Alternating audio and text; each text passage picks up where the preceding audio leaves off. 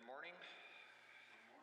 If you have not already done so, please take a moment and make sure your cell phone is either silenced or turned off. This is sounding kind of loud to me. I know several people have already mentioned it this morning to me, but happy Father's Day to those who that is applicable to out there. We are going to be studying from the first chapter of the book of Esther this morning. Before we begin this morning, we have our bulletin with those that are mentioned in the bulletin. Is there any others that are not mentioned in the bulletin, any late additions that we need to mention this morning? Wally?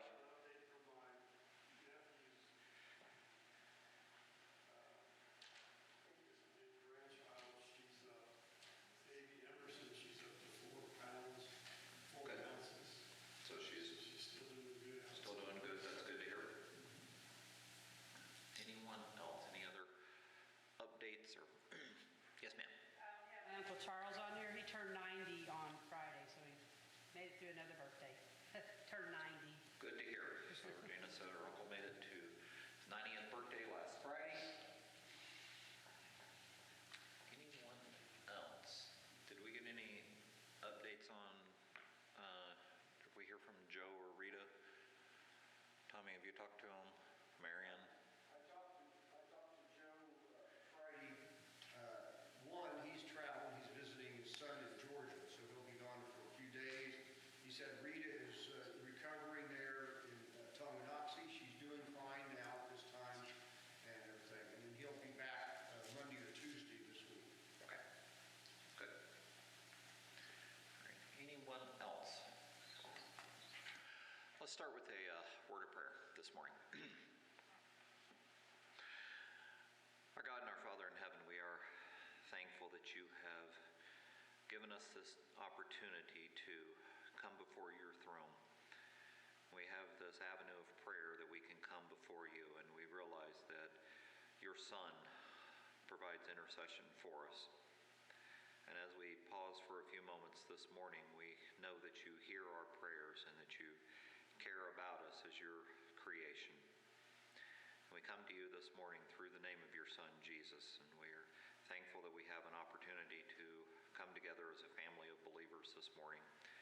And there are so many in this world that have assembled today, those that will assemble today in your name and in your Son's name, and we're thankful that we have brothers and sisters throughout the world that are faithful to you.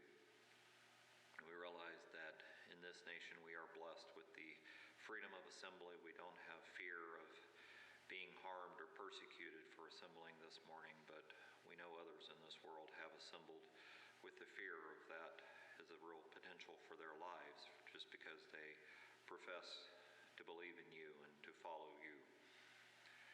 We ask as we spend a few moments together this morning that you would be with us, that we would take the lessons that we study from the Bible, that we would apply them to our lives, that we would learn from the teachings that are there for us.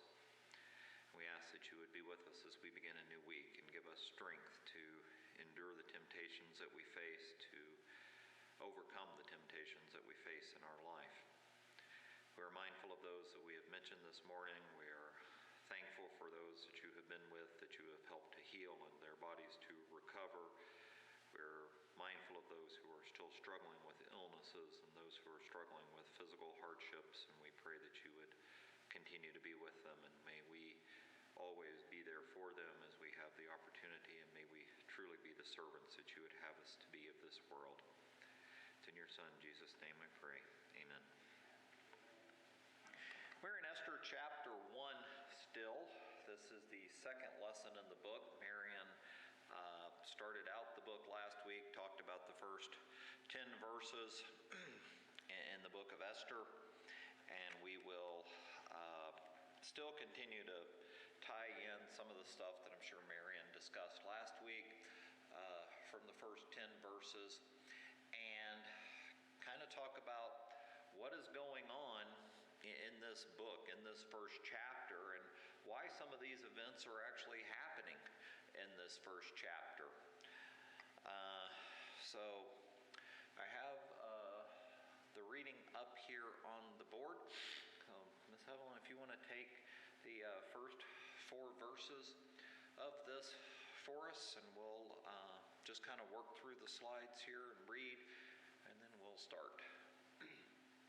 On the 7th day, when the heart of the king was merry with wine, he commanded the Newman, Vista, Harbona, Bigtha, Abed, Setar, and Carthus, 7 eunuchs who served in the presence of King Ahasuerus, to bring Queen Vashti before the king wearing her royal crown, in order to show her beauty to the people and the officials, for she was beautiful to behold.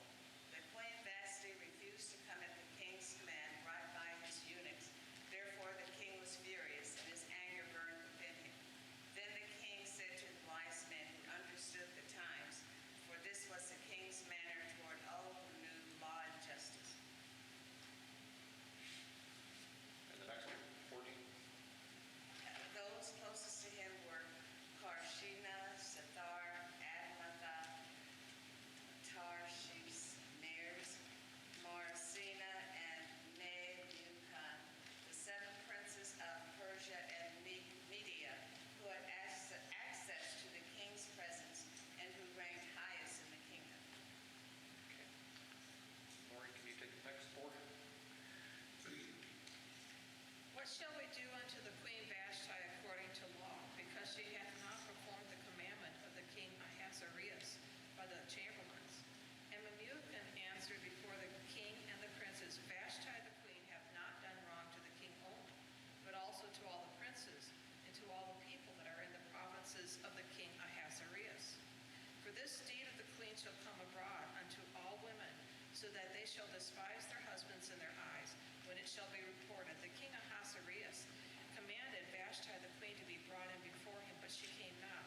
Likewise shall the ladies of Persia and Media say this day unto all the king's princes which have heard of the deed of the queen, thus shall there arise too much contempt and wrath. Ms. Evelyn, can you take the last 4? If it pleases the king, let a royal decree go out from him, and let it be recorded in the laws of the Persians and the Medes, so that it will not be altered, that Vashti shall come no more before King Ahasuerus, and let the king give her royal position to another who is better than she. When the king's decree, which he will make, is proclaimed throughout all his empire, for it is great, all wives will honor their husbands, both great and small.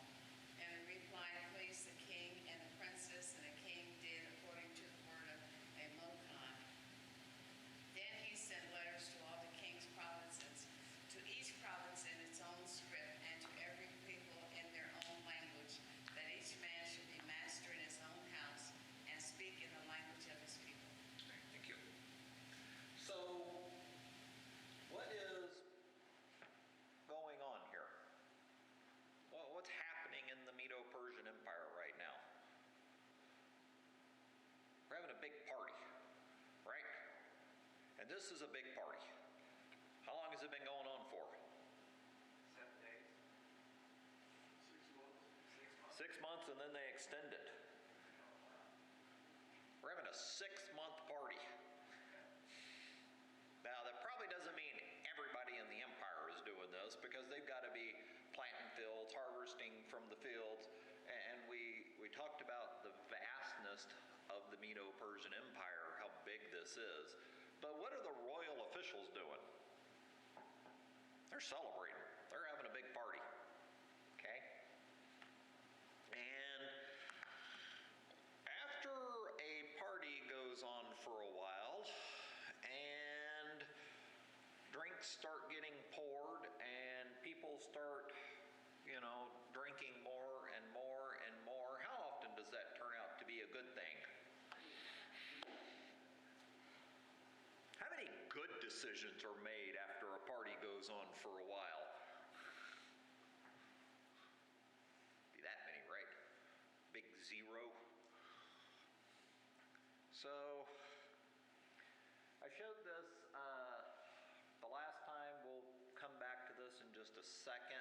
But this is kind of the timeline. Remember, Azarias, as it's called in the book of Esther, it's Xerxes. Okay? Azarias means chief in Hebrew. So if somebody is, it's a title rather than the name of who is actually king here. Just as if somebody called you boss or called you by a rank if you were in the military. That it's not referring to a specific person as much as it is referring to a title. And I think we talked about this is what we see in the Bible. How many pharaohs do we refer to? And they would refer to him as what? Pharaoh. We're not given a specific name. Abraham goes to Egypt and he deals with Pharaoh. Moses is called the son of Pharaoh's daughter. Well, it's obviously a completely different person since there's about 250 years there or more. No, it would be more than 400 years, 450 years in that time period. It's clearly not the same person. Abraham goes and he has dealings in the book of Genesis with Abimelech. And then we see Isaac about 50 years to 60 years later having dealings with someone called Abimelech. It's clearly not the same person. They wouldn't have that longevity there. So this name of Azarias in the book of Esther is this king right here, Xerxes, as we talked about. So Daniel 6:1 tells us that the Medo-Persian Empire extended over 120 provinces because Darius, who is this king right here, his Mede name is Darius, his Persian name is Cyrus, was over 120 provinces. And then in Esther 1:1, Azarias reigns from India to Ethiopia, and we showed a map of that, and he has 127 provinces. So the kingdom has actually grown. It's gotten bigger. And we're told it's in the third year of the king that we have this party happening. Okay, he gave a feast for all of his officials. So the book begins in 483 BC. Xerxes became king in 486. So it's been about, what would that be, almost 50 years since the end of the book of Daniel. It's been about 50 years since Zerubbabel led the first group of exiles back to Jerusalem to start rebuilding the temple. Okay? So, and then it's going to be about almost another 30 years, 45 years in there, 46 years before Ezra returns. So this book happens between Zerubbabel taking a group of people back to Jerusalem and Ezra taking the next group of exiles back to Jerusalem. Okay? Artaxerxes, Xerxes' son, is king when Ezra takes his group back. So why do we have a big party going on here in the book of Esther? Is it just because this guy wanted to throw a party? I don't think so. He's showing off his wealth, but what else has happened? In 486 BC, the same year that Xerxes becomes king, Egypt revolts against the Persian Empire. And so what does Xerxes do? He amasses his army and he marches over to Egypt and he puts down this revolt in 484. Okay? And he comes back to Persia, and what do? Let's have a party. I'm celebrating. Look how great I am. In 490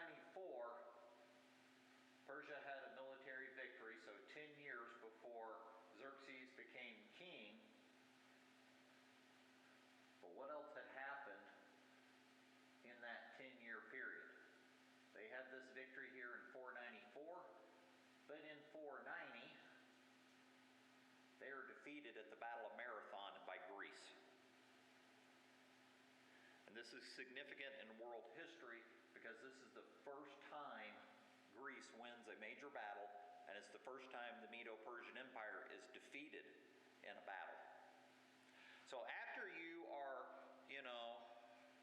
big man on campus, you're the biggest person on the block, and you lose a fight, what do? You kind of sulk about it. And his father came back to Persia, had lost a lot of credibility because it was the first time Persia had been beaten. And then Xerxes becomes king, and Egypt comes up with an idea of, we don't want to be under Medo-Persian Empire rule either. We're going to revolt. And so Xerxes puts down the rebellion in 484.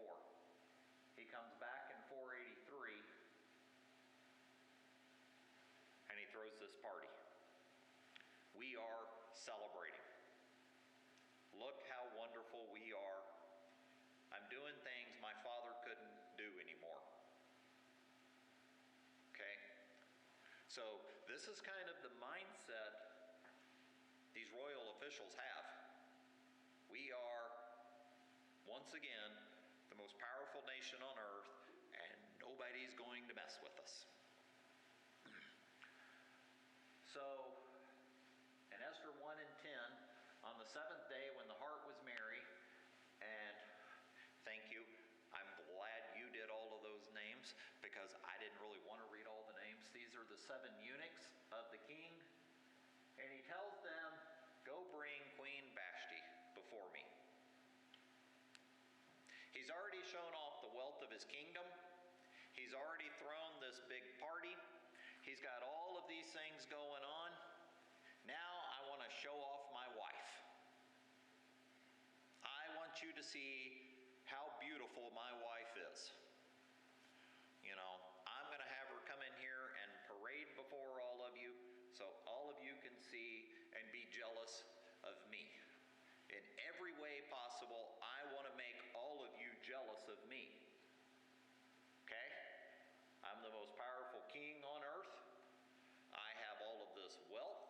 I have amassed the largest kingdom that will ever be in history. As we looked at the map a couple of weeks ago about the vastness of this empire, the only thing else I had to show you off is my wife. So I'm going to bring her in here, and I'm going to show her off too. And then you're going to be completely jealous of me. Yes? Some scholars say that when he told Queen Vashti to come before him with wearing her royal crown, that was all she was supposed to be wearing. I have read that. I'm not sure if that's what he meant or not. We were going to talk about that in a minute. But yes, was the decree for her to come in wearing only her royal crown. And now I'm parading around naked in front of all these drunk men.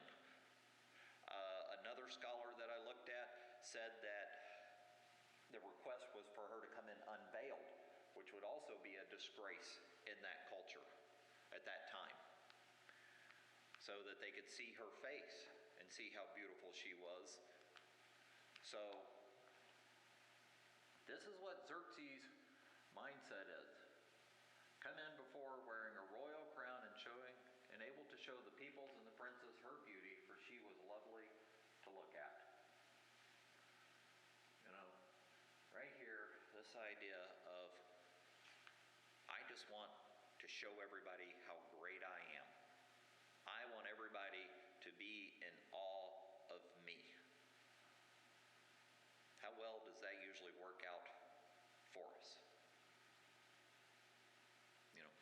We appreciate when someone compliments our wife, when someone tells us our wife is attractive, when someone tells us our wife is nice, when someone tells us our wife did something, helpful for them or nice for them or was generous in some way. That makes us feel good, doesn't it? Those of us who are husbands here, we like that. How well does it go for us, Bill, when we tell our wife to get out there and show off?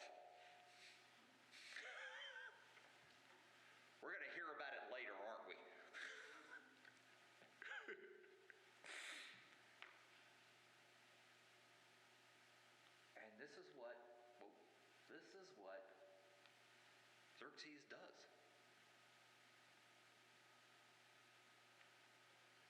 You know, he doesn't take into consideration, my wife's going to have a say in this also.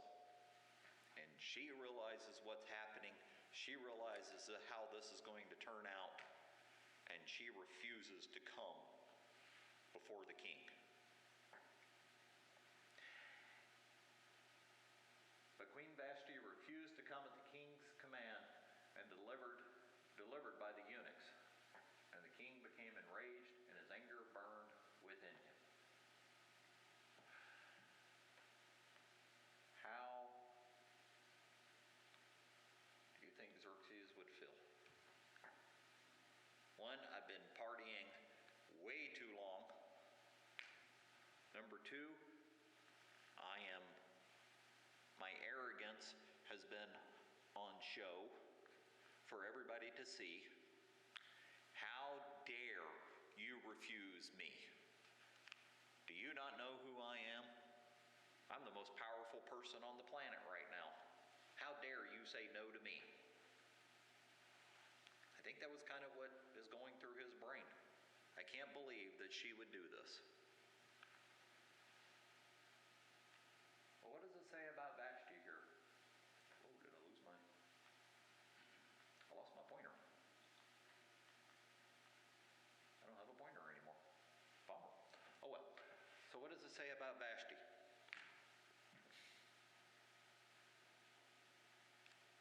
What? She said no way.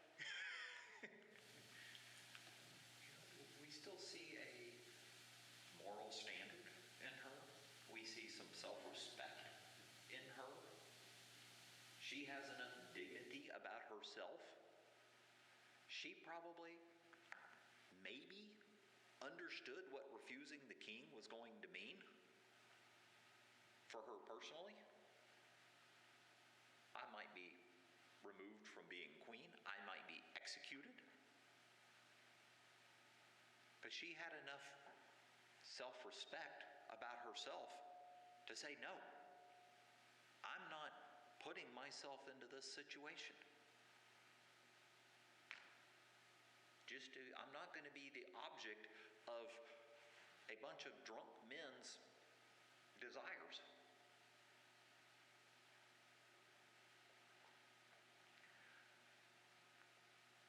Do we still see people today wanting to show off what they have? Do we still see people wanting, I want other people to envy me because of what I have? Look at my house.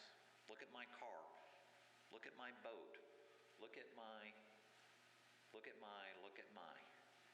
You were supposed to be in awe of me. How often do we see that in the world today? Even when somebody does something in the name of charity today, how many people do we see something in the name of charity, but they want to make sure people know how much they gave? You know, I gave $500,000 to heart disease, lung cancer, homelessness, addiction, take your pick. How many times do we see that where they want, they want the public credit for being so generous or being so great or doing all of these wonderful things? I gave this much money to this school. I gave this much money. I want you to recognize me as being great. I really wish I had a pointer again. Ecclesiastes 1 verse 9, Solomon would write, what has been is what will be, and what has been done is what will be done. There is nothing new under the sun. Just like we see happening in the book of Esther, we still see today, where people want to show off. And you don't have to be the king of Persia. People want to show off, don't they? They want to celebrate things. We still like celebrating. We celebrate here in Kansas City for things we really weren't even involved in, don't we? I believe in 2015 there was like 400,000 people downtown when the Royals won the World Series. How many of those people played a single, took a single at bat for the Royals that year? But they all wanted to be there for the party. I think there's been, 3 Super Bowl parades, those of you who are Chiefs fans? How many? I think they were estimating like 500,000, 700,000 people downtown. How many of those 700,000 played a single play for the Kansas City Chiefs? But they all want to be involved in the party, don't they? They all want to be there to celebrate, don't they? Not me. I can't stand. I don't like the people that much. I don't want to be around that many people. That's too big of a crowd. And, to their credit, for the most part, the Royals, the first couple of parades for the Kansas City Chiefs went just fine. The last one, not so much. We know what happened. But it's the same thing.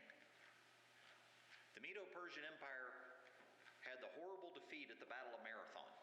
And if you don't know the history of it, if you like history, it's worth going back and reading how the Greeks, with a far inferior number of troops in their army, defeated the Persians that day.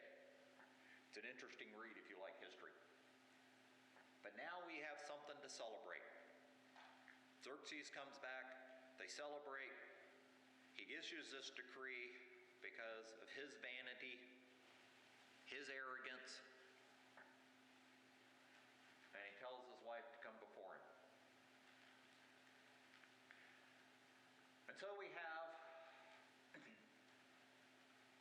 much like others that we'll talk about in just a minute, the king says to the wise men, so this is not his eunuchs, these are kind of his advisors. We might think of it as his cabinet in our government. This would be an equivalent to like our cabinet post. So he asked them, what shall I do to Queen Vashti? Because she has not performed the command of King Ahasuerus. And then you have this guy right here, Memucan, says in the presence of the officials that the queen's behavior will be known to all women, causing them to look at their husband with contempt. King Ahasuerus commanded the queen to be brought before him, and she did not come. So when the decree made by the king is proclaimed throughout all the kingdom, for it is vast, all women will give honor to their husbands, high and low alike. Did he search out the right person to ask advice from? Do you think any of these men at this point wanted to contradict the king? You ever had people just tell you what you want to hear already and say it was good advice? We should all be shaking our heads like this because at some point we've all had it, okay? We know what we want someone to tell us, and we kind of keep asking sometimes until they tell us what we want to hear, and then we say, that's a good idea. Even if 3 or 4 people tell us something different.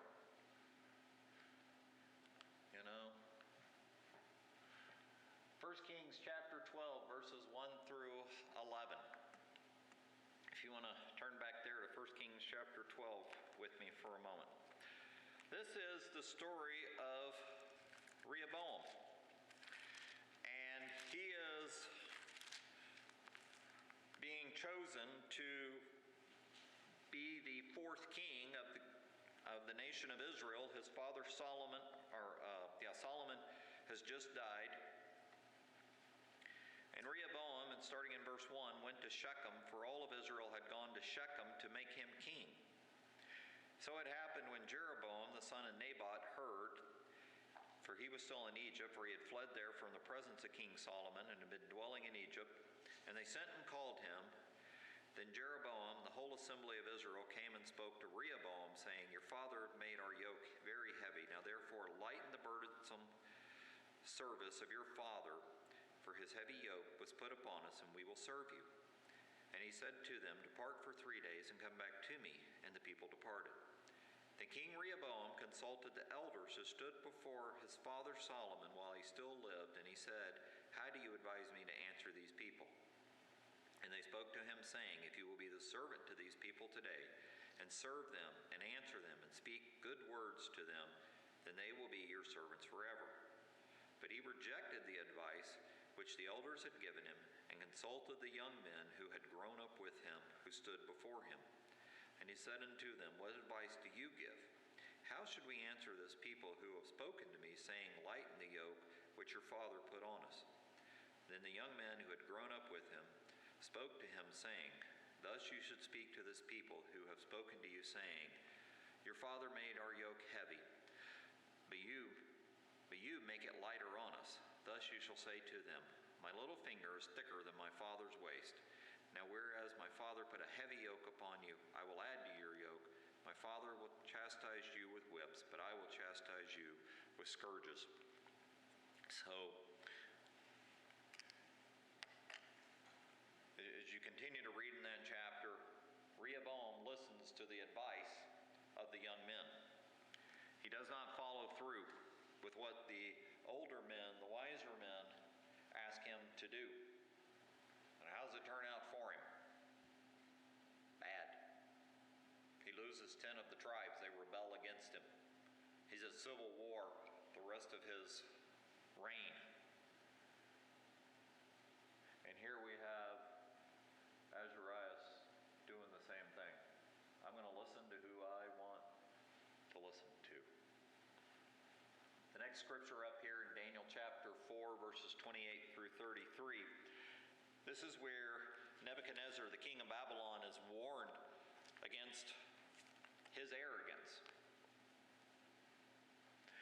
And after he was warned, a year later, he stands upon his balcony, he looks out over his empire, and he starts to say to himself, Look at what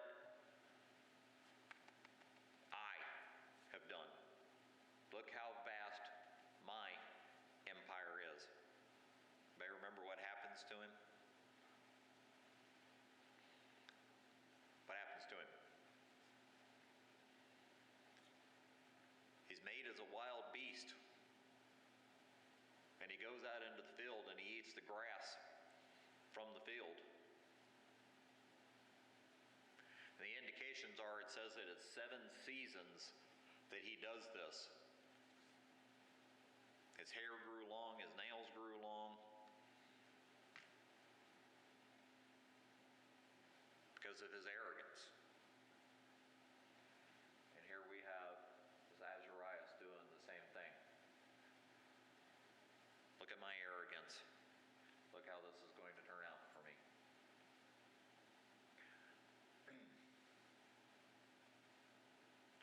And the saying pleased the king and the princes, and the king did according to the word of Memucan. And he sent letters to all the king's provinces, and every province, according to the writing thereof, to every people after their own language, that every man should bear rule in his own house, and it should be published according to the language of every people.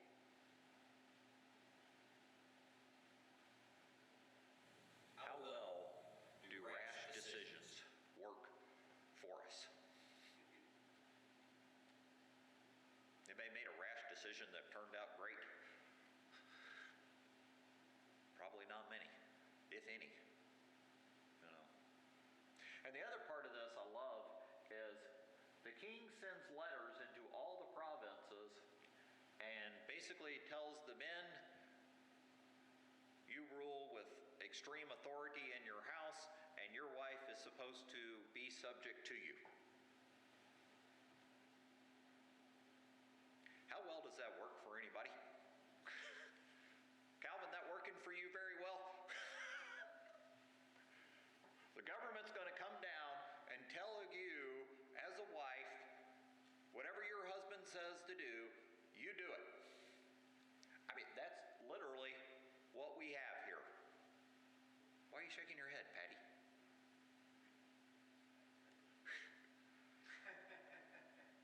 I mean, a few minutes ago, I saw Lori go, Bill. And what did Bill do? He's getting it back to his seat. He knows I get over here and sit down because my wife said to sit down. But literally, this is what Ahasuerus is doing. This is what Xerxes does.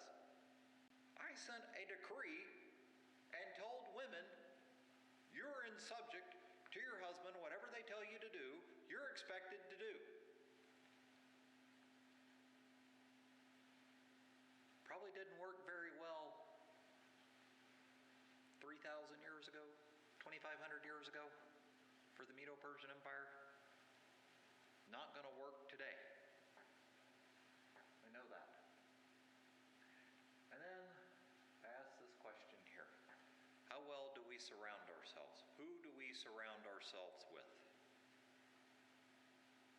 Do we surround ourselves with people who are going to give us good advice? Or do we surround ourselves with people, I think we refer to them as yes men? They're going to tell us what we want to hear. You know? And we all make this decision all the time. Who do we want to be around? Anybody like being told they're not supposed to do something they want to do? Doesn't mean we don't need to hear it. We may not like it. But it doesn't mean we don't need to hear it in our life. Now, the other part of this story is we see God's providence in this. Because as the story goes on, Esther needs to be in a position where she can speak for the Jewish people. Because had Vashti not refused to come before the king, what's going to happen down the line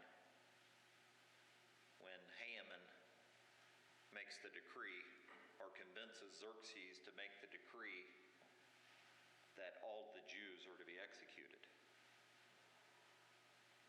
So we see God's providence in this, but he does it by a woman standing up to her husband.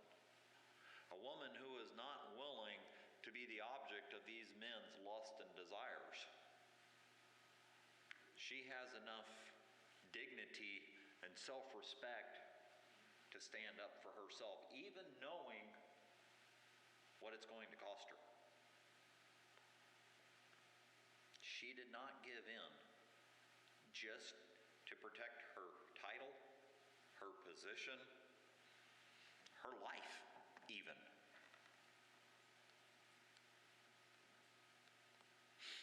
So, you know, the lesson here, I think, is, you know, what do we stand up for in our life? Are we willing to give up a job? Are we willing to give up a title? Are we willing to give up a position to do what is right? Like Vashti did. Okay, I've talked a lot.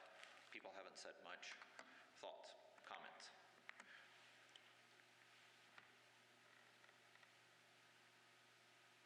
I didn't know that that's what you meant for her to come out, just with the crown. I thought, I didn't, it don't say that. I mean, it just, but Yeah. it didn't say it, you know, that's what it was, you know. Yeah, I didn't know that. I thought she was just being a woman who just didn't want to come out. Wow.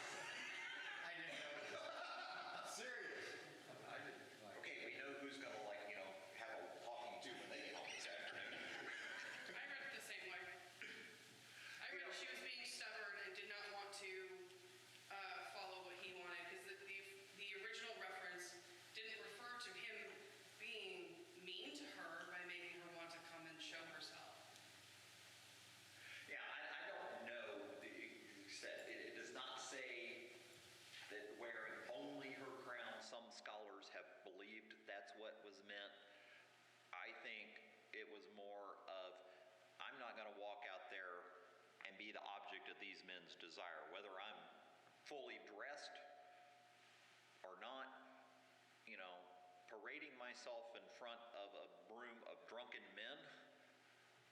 Is that a good idea? Probably not. Probably not. And I think most women would be very hesitant to do that. Because, like I said, I think that is just a recipe for bad things to happen. But clearly, his intent is, I'm going to show off my wife. I want all of you to be jealous of everything I have. And she was not going to participate in it, for whatever reason.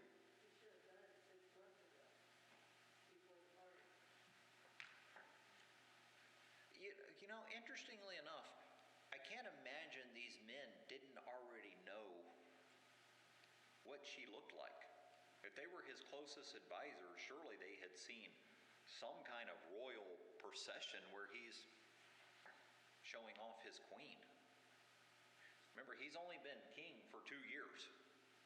I can't imagine there wasn't a big celebration when he was crowned and she's right there with him. Marion, did you have your hand up?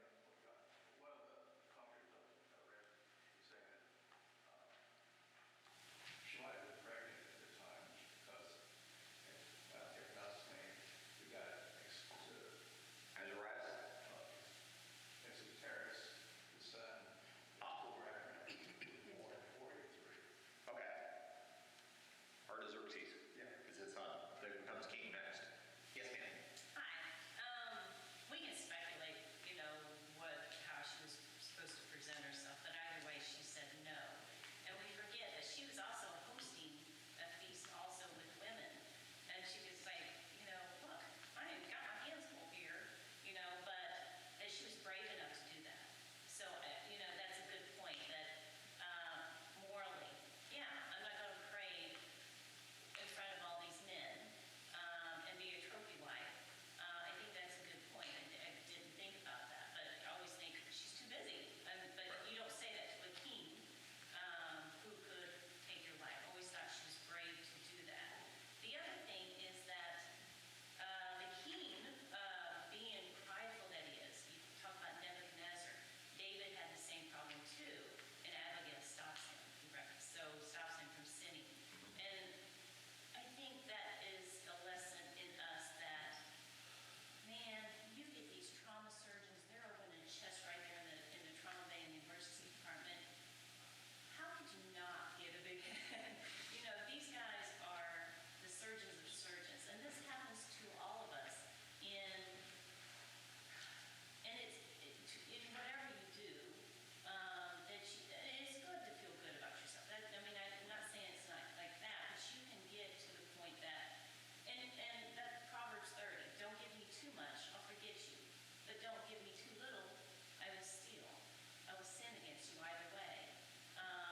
But in Deuteronomy, he talks about how Israel, don't forget what I've done for you. Don't forget where you came from, Right. lest you say, my hands did this. Right. And that's us now. And yeah, you can get a big head. Look what I've done. I did a great job. But don't forget, who gave you those skills? Who gave you that opportunity? Who gave you? Where did you come from? Who taught you? And Paul says, don't forget, why do you act like as though what you do and what you know wasn't given to you? And I think that humbleness, that's pretty sneaky, that pride, that sin of pride. That's right. It is. And, you mentioned, we see it in the life of David. He's called a man after God's own heart. But we see pride happening in the life of David. And we see it in the life of Solomon also. The wisest man who ever lived on this earth. Yet we see temptation take Solomon down also.